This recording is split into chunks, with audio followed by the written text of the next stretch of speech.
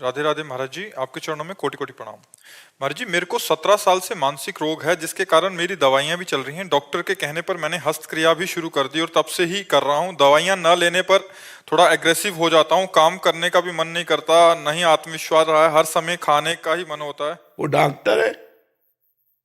ब्रह्मचर्य से स्मृति पवित्र होती है, ब्रह्मचर्य से डिप्रेशन दूर होता है। और तुम्हें ब्रह्मचर्य रहित करने के लिए हस्तक्रिया कह दी, यही तो मूर्खता है। किस डॉक्टर ने कह दिया? ब्रह्मचर्य से जो महानता आती है वो तुम्हें पहले तो मार दिया उसने। ब्रह्मचर्य का नाश करना बता दिया तो मार तो दिया ही उसने। कहां से औषधि देगा? नींव नष्ट कर रहा है, बिल्डिंग बनाना चाहता है। सबकी नींव है ब्रह्मचर्य। कई बार करते हो? 3। अब बताओ, मतलब दुर्दशा हो गई।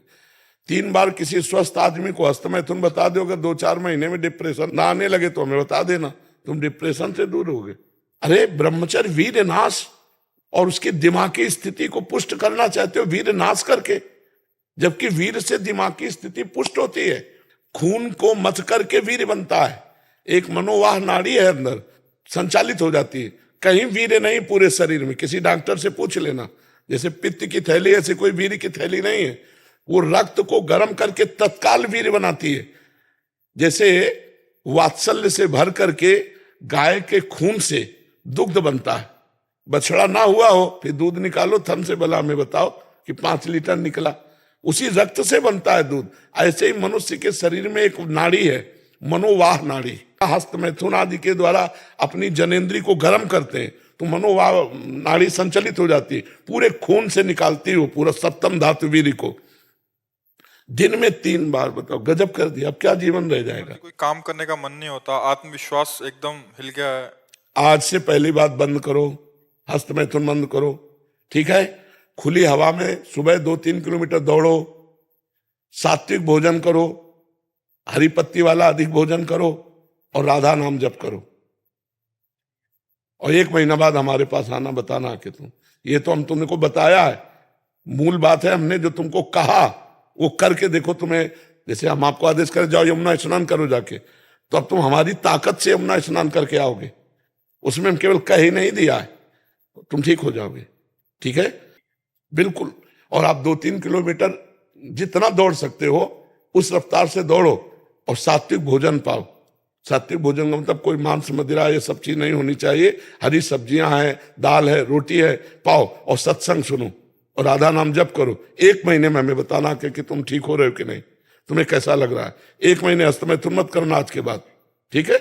बहुत महाराज जी, जो आपने नियम बताया ना, मैंने ये 1 साल से किए थे। उससे पहले ऐसे डिप्रेशन और डर बना रहता था। अब महाराज जी आपकी कृपा से ना अंदर में आग चल रही है। हाँ बिल्कुल, कोई डर नहीं है महाराज जी। बिल्कुल बिल्कुल बिल्कुल। आपके कृपा से नाम जब होता है, जिंदगी मौज में काचे कट रहे हैं। बिल्कुल बिल्कुल। नहीं, अच्छे हो जाओगे तुम, मस्त हो जाओगे तुम। बहुत प्रमोट कर रहे हैं इस चीज को। मैं भी पत्र करते रहूंगा जी, मेरा सवाल नहीं था, लेकिन डॉक्टर बहुत बड़ी बड़ी तर्क दे रहे हैं। ऐसे ही तर्क दे रहे हैं, उनकी तर्क सुन के लगता है कि तो बड़े तर्क की बात कर रहे हैं। महाराज जी बड़े विद्वान डॉक्टर कहते हैं कि इससे टेंशन दूर होती है।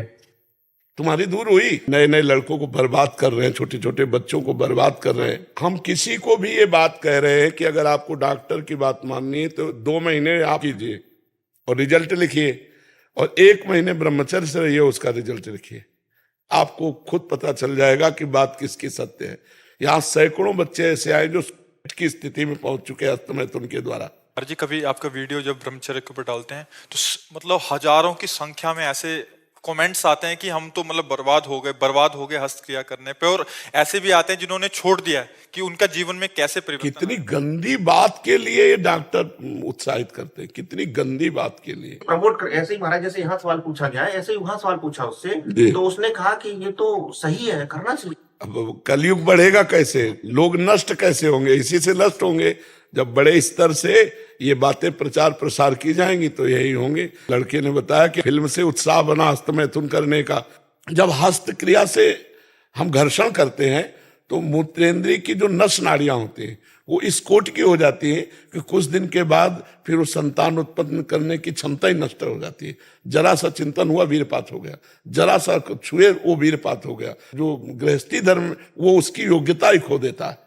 और चिड़चिड़ा स्वभाव हो जाना, कमर में दर्द होना, घुटनों में दर्द होना, किसी बात को सोचकर ही भार लगना, किसी बात पर घुस नहीं पाना, ये बहुत सी कमियां आ जाती है। और कैसे डॉक्टर है यार कि ऐसी बातें करते हैं। महाराज जी, एक तर्क ये है कि नोबेल पुरस्कार यहूदियों के पास है, आप भारतीयों के पास नहीं। यार आध्यात्मिक पुरस्कार क्या यहां से मिलेगा क्या? आध्यात्मिक पुरस्कार भगवान से मिलता है। आध्यात्मिक पुरस्कार क्या आप आध्यात्मिक पुरस्कार के विषय में जानते हैं क्या? नहीं जानते ना। तो यही भारत रत्न और यही जो नोबेल पुरस्कार है तो लौकिक है ना। तो अगर अध्यात्म में बल ना हो तो बड़े बड़े पुरस्कार वाले अंत में घुटने टेकते हैं आकर के, अध्यात्म के घुटने टेकते हैं। देखो, शराब पीना, व्यभिचार करना, इसमें मन लगेगा, लेकिन शराब ना पीना, व्यभिचार ना करना, इसमें मन नहीं लगेगा। अच्छा, इसमें जो उन्नति होगी वो आध्यात्मिक होगी, उसमें जो उन्नति लौकिक है, लौकिक उन्नतियों में बहुत पुरस्कार मिल रहे हैं, लेकिन आध्यात्मिक उन्नति जो भगवान की प्राप्ति का है, जो संयम का है, जो जितेंद्रियता का है, उसे संसार कौन जानता है भाई। अच्छा, आप आज आए हो हमारे पास किस बात के लिए आए हो? अध्यात्म के आकर्षण से ही तो आए हो। हमारा पुरस्कार ये होगा कि आप सही हो जाओ, आप सही हो जाओ, आप सही हो जाओ। आध्यात्मिक से, अब जैसे बच्चा कह रहा है, इसका अनुभव है कि जब मैं गलत आचरण करता था तब मैं अशांत और भयभीत था, आज मैं आपके अनुसार चल रहा हूं, मैं बिल्कुल कह रहा है निर्भय हूं। ये बात अब निडरता का, उसकी आध्यात्मिकता का, अब इस बात को तो संसार नहीं जानता है ना। जितेंद्रियता का, जिसके निकालने में इतना सुख है उसको रोकने में कितना सुख होगा, इस बात को कैसे कोई समझे। महाराज जी, नाम बल से हुआ है, सच बता रहे। आपने जो बोला राधा राधा रटो, अपने बस की कुछ नहीं थी। अगर राधा राधा रटते रहे ना अपने आप, पता नहीं क्या होता है, सारी गलत चीज छूटी महाराज। बिल्कुल बिल्कुल छूट जाएंगे, बिल्कुल छूट, और आप ठीक हो जाओगे। यही बात आप कहोगे जो ये बोला, बस आप बिल्कुल चलना हमारे कहने के अनुसार। तो ये जो बाहर के पुरस्कार है इनको मत देखो भाई, आप देख लेना, हमारी बात मान लेना। 1 महीना में आपका परिवर्तन न हो तो हमें बताना कि तुम ठीक है, पर जैसा हम कहें वैसा करना। तुम उचित दवाइयां लेते रहो, हस्त मैथुन मत करना, और ये खाओ पी के दौड़, फिर धीरे धीरे दवाइयां फिर छोड़ देना। 1 महीने में अगर लाभ मिले आपको तो हमें बताना। और बड़ी हिम्मत है महाराज जी, इन्होंने पूछ लिया। हाँ, इसे संकोच माना जाता है, गंदी बातें मानी जाती है कि गलत भी कर देते। तीक यादव जी, पुणे महाराष्ट्र से। राधा राधा महाराज जी, आपके चरणों में कोटि कोटि प्रणाम। महाराज जी, एक नवीन साधक को कितना ज्ञान लेना चाहिए? क्या भगवत गीता से शुरुआत कर सकते हैं? ज्यादा ज्ञान लेने के चक्कर में कंफ्यूजन होता है, कृपया मार्गदर्शन करें। क्या कंफ्यूजन होता है ज्यादा ज्ञान? मतलब गुरुजी जैसे यूट्यूब इस पे ऐसे पढ़ते जाए तो कुछ अलग अलग ही, मतलब ये भगवान देखो ये वो, ये ज्ञान काम नहीं करता है। ज्ञान काम करता है राधा राधा, राम राम राम राम, कृष्ण कृष्ण कृष्ण कृष्ण। इससे जो आपके अंदर ज्ञान होगा वो काम में आएगा। ये सब बाहरी ज्ञान तो केवल बौद्धिक स्तर से आप सुनेंगे, दूसरों को सुना देंगे, लेकिन जो काम क्रोध आदि पर विजय प्राप्त करना है वो आप इससे नहीं कर पाएंगे। नाम जप करें, साधना करें, आराधना करें, उससे जो ज्ञान होगा वो हम विजय प्राप्त कर लेंगे। हमको चाहिए कि ज्ञान प्राप्ति का उपाय पकड़े हैं। क्या? शास्त्र स्वाध्याय करें, जैसे आपने कहा गीता जी शुरू करें, तो जो महापुरुषों द्वारा की गई टीका है, टीका माने अर्थ, उसका विस्तार, जैसे स्वामी राम सुखदास जी ने किया है गीता जी की टीका, उसका नाम साधक संजीवनी है। वो आप ले आइए, आराम आराम से पढ़िए, समझ समझ के पढ़िए, और नाम जप कीजिए, और माता पिता परिवार की सेवा कीजिए। इससे जो ज्ञान होगा वो माया पर विजय प्राप्त करा देगा। ऐसे बौद्धिक स्तर का ज्ञान आप प्रवीण हो सकते हैं दूसरों को समझाने में, उपदेश देने में, क्योंकि आपने बहुत शब्द चयन किए, लेकिन आपका कल्याण नहीं होगा। आपका कल्याण होगा भजन करने से। सिकता ते बरु तेल, बिनु हरि भजन न भवतरी, आ सिद्धांत पेल। बालू पेरने से भले तेल निकल आवे, असंभव है वैसे तो, और जल मथने से भले मक्खन निकल आवे, घी निकल आवे, असंभव है। पर ऐसा हो सकता है, पर बिना भगवान का भजन किए दुर्गुण, दुराचार, अशांति और इस संसार चक्र से हमारा उद्धार नहीं हो सकता है। सही माने में काफी ज्ञान सबको रहता है। जैसे किसी की बहन बेटी की तरफ गंदी दृष्टि से देखना पाप है, किसी पुरुष की तरफ भोग दृष्टि से देखना पाप है। क्या ये बात नहीं जानते सब लोग? क्या ये नहीं जानते किसी जीव की हिंसा करना पाप है, चाहे अपना गर्भस्थ शिशु हो या बाहर पशु पक्षी हो? ये ज्ञान है तो पर प्रयोग कहाँ है? जितनी जानकारी आपको है उतने में आप एक महापुरुष बन सकते हैं, पर उसका प्रयोग हो पाता है क्या? क्यों? क्योंकि आपके पास अध्यात्म बल नहीं है। जानकारी के अनुसार ब्रेक मार देना, गलत आचरण ना होने पाना, अच्छे आचरणों में आगे बढ़ना, ये पवित्र बुद्धि निर्णय करती है। अगर ड्राइवर नशे में हो तो जानकारी किसी काम की नहीं, वो एक्सीडेंट करेगा। ऐसे बुद्धि यदि मलिन हो तो कहीं ना कहीं फंसा ही देगी हमको, हमारी जानकारी किसी काम में नहीं आएगी। हमें लगता है भजन करना चाहिए। अच्छे आचरण करने से, पवित्र आचरण करने से हमारे अंदर दिव्य शक्तियां जागृत होती हैं। मलिन आचरण करने से हमारी जीवनी शक्ति का नाश होता है। तो ज्ञान तो बहुत लोगों को है जो पर उपदेश करते हैं, लेकिन अपने जीवन को सुधार पाए ऐसे बिरले कोई मिलेंगे।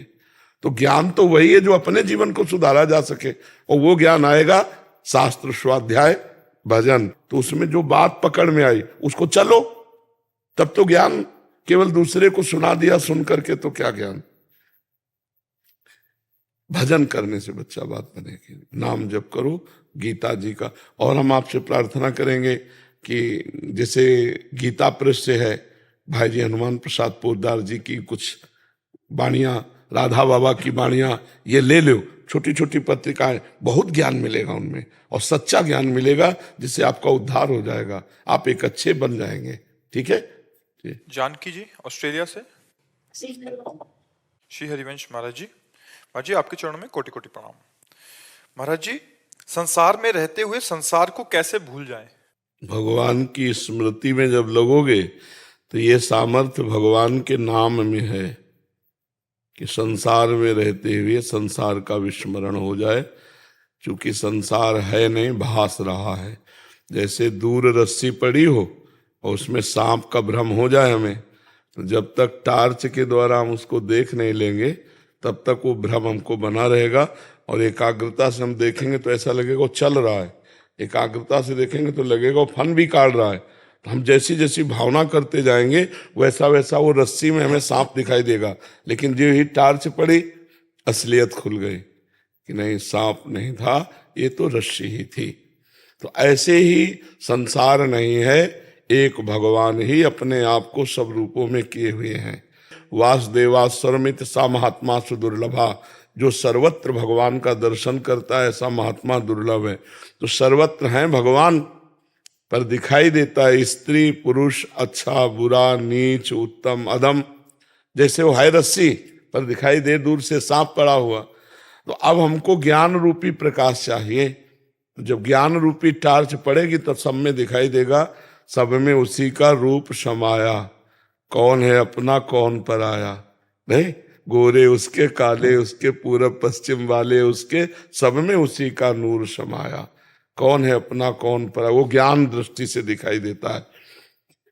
तो हम नाम जब करें भगवान का तो हमारे हृदय में शुद्ध ज्ञान जब प्रकट होगा तो संसार का विस्मरण हो जाएगा, पहली बात। दूसरी बात, जब हमें ज्ञान के द्वारा इसके असत भाव का पता चले। जैसे हम स्वप्न में होते हैं, किसका प्रश्न था? स्वप्न सत्य दिखाई देता है कि नहीं दिखाई देता?